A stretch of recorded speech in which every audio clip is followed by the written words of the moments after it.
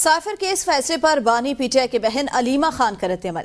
ان کا دل تھا سزائے موت دینے کا، کراس ایگزامینیشن میں 2 ناموں کے خوف سے کہیں یہ نہ آ جائیں۔ انصاف کا جنازہ نکالا گیا، جج نے ہمارے ساتھ بدتمیزی کی۔ اس نظام کو اگر اپنی نسلوں کے لیے قبول نہیں کرنا تو 8 فروری کو 100% لوگ ووٹ ڈالیں، اس سے بہتر انتقام کوئی نہیں۔ علیمہ خان کا مزید کیا کہنا تھا، آئیے آپ کو سناتے ہیں۔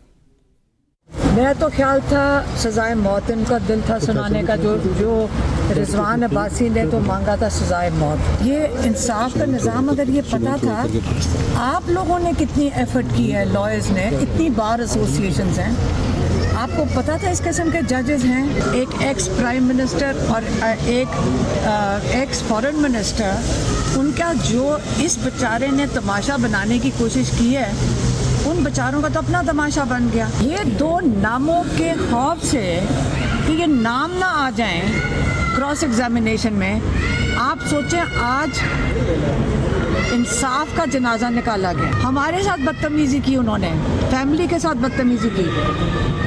میں بات کر رہی ہوں وہ لائر کے ساتھ جو انہوں نے اپوائنٹ کیا ہے۔ اس نظام کو اگر ہم نے قبول نہیں کرنا، اپنی اگلی نسلوں کے لیے نہیں قبول کرنا، 8 فروری کو 100% لوگ اپنا ووٹ ڈال کے جائیں۔ اپنے آپ کو اس بے انصافی سے بچانا ہے۔